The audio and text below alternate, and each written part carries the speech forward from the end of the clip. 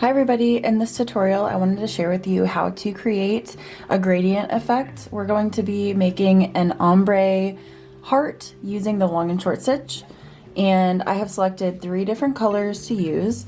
You can follow along and use the same colors, or you can pick your own. I would just suggest picking a dark, medium, and light shade in the same color. So for this example I'm using 3801, 3706, and 3708. First, go ahead and draw a simple heart shape on the fabric. I used a friction heat erasable pen to do this. I like these for simple designs on the fabric because you can just draw directly on it and then iron it off when you're done. And then I'm going to separate out this shape into 3 different sections so that we can basically fill in each portion with a different shade of the pink.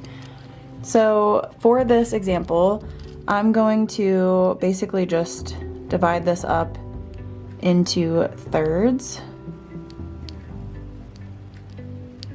And these lines don't have to be perfect, but you do want to have some guidelines. I have separated out 2 strands of the darkest shade of pink, and I'm actually going to split stitch around the outline of this heart shape first, because I find that that's easiest to do in order to have somewhat of a guideline when you are making your stitches. This will add a nice crisp edge, and you'll stitch over top of it with your long and short stitches. I think it's way easier to have nice, accurate, and neat stitches along the edge when you do this.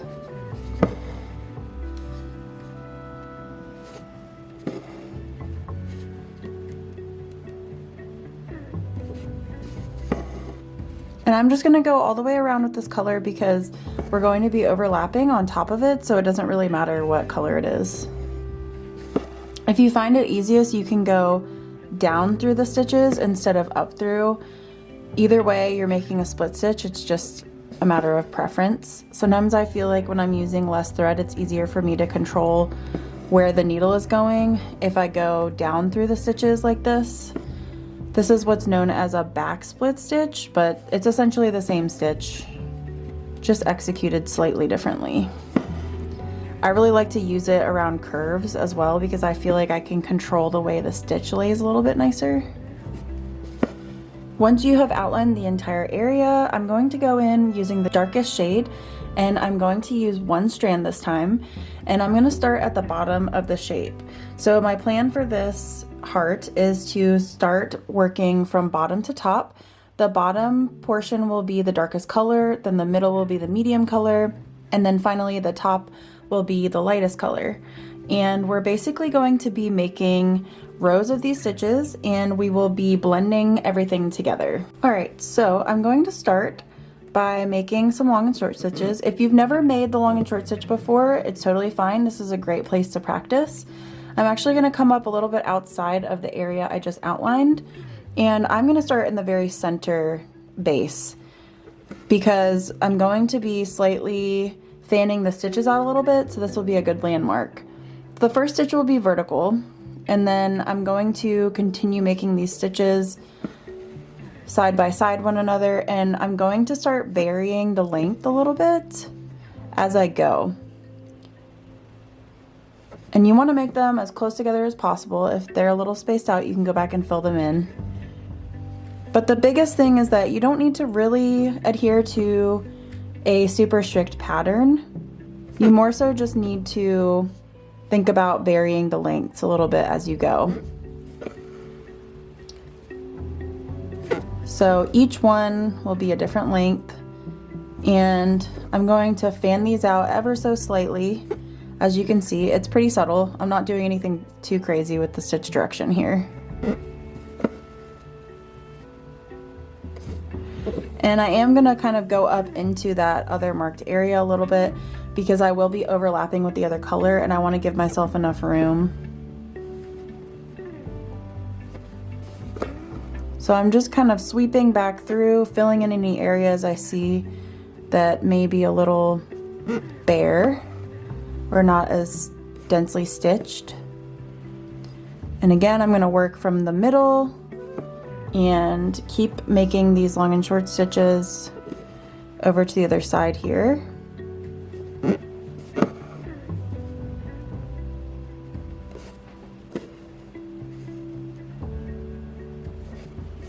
And again, like I had mentioned, you want to make sure you're making your stitches over top of the split stitches and not inside of them, because these will serve as a little guideline or an edge. And it also makes it to where there's a little bit, your embroidery is a little raised on the edge, which I think just gives it a nice finish. Again, I'm changing the direction ever so slightly so it's leaning a little bit towards the way it's curving.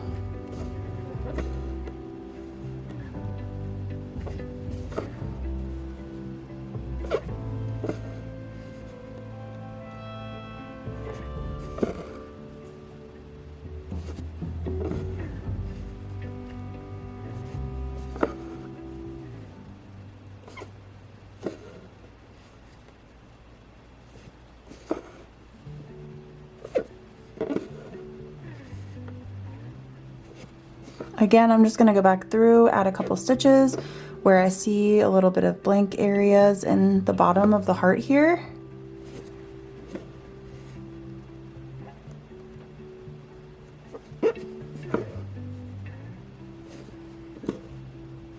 And I think this is about done for this particular color. Now I'm going in with the medium pink, and I'm going to start along the edge of these stitches and fill in this middle area, again using one strand. The key to blending colors with the long and short stitch is, again, to not think about too much of a pattern with it, but more so just to vary the lengths, and you also want to really overlap your stitches into the other color. So I'm gonna start, I find it easiest to start inside the other stitches, but you can do either way. But this technique does seem to work a little bit better to have the stitches blend and have a smoother transition of colors. And then I'm just gonna make some long and short stitches in that area. And along the edge of the split stitches, you'll just wanna kind of cover them up. These will be parallel to the stitches along the edge, so it might be a little bit more challenging to cover them up, but you'll just want to make stitches directly over the area.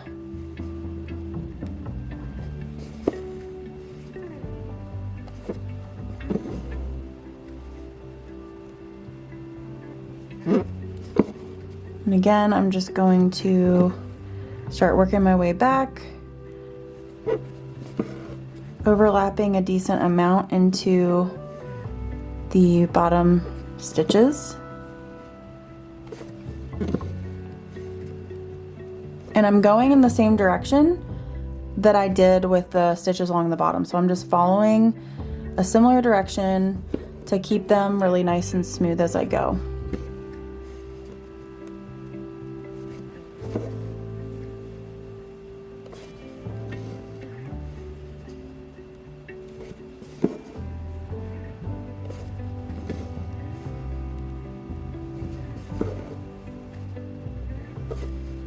As you can see, I think that the transition of colors is a little bit choppy so far.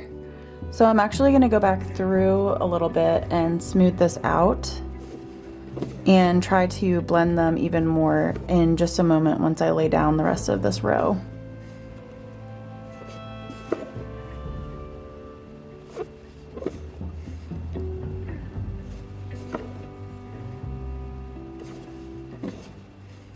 So I filled in that row of stitches, and as you can see, the transition isn't super terrible, but it's a little bit abrupt. You have a couple of different options. You can either go back over the stitches with the same color and just overlap even more, but as you can see, I'm kind of starting to lose the color at the bottom, so I'm actually going to go back through and overlap the darker color into the medium color now. Sometimes this is what it takes to blend things together, and if it's really not blending, then you might need to pick a color that's a little bit more similar. But I think for this example, if I just overlap some of these stitches into this other color, it should be pretty adequate for blending.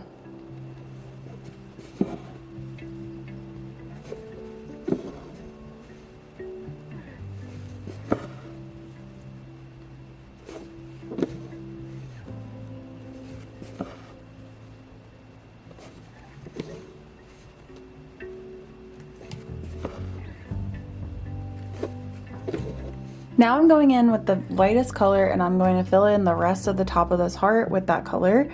Again, I'm starting from the edges of the medium pink and overlapping into that and making sure I'm covering up the split stitches along the edge of the heart shape. And again, these are going to basically spread out or fan out along the top arches of the heart. So you're just going to continue slightly fanning out the stitches and continuing in the same direction as the other ones at the base of the heart. And as you can see, I'm not being shy about how much I'm overlapping into that other color. I think that the colors are slightly closer for the medium and light pink, so I think this one's blending a little bit more subtly together, so that's good.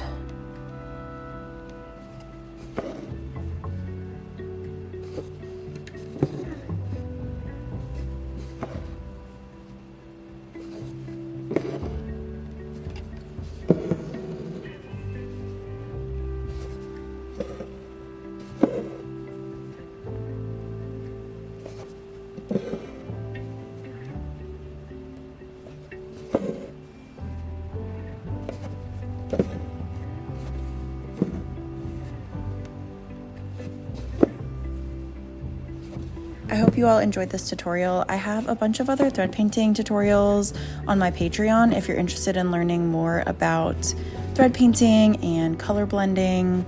It's definitely a rabbit hole and it's really fun to do, so if you're interested, I'll leave a link in the description. But in the meantime, please like and subscribe if you'd like to continue following along and learning all about embroidery. I'll see you in the next one. Bye.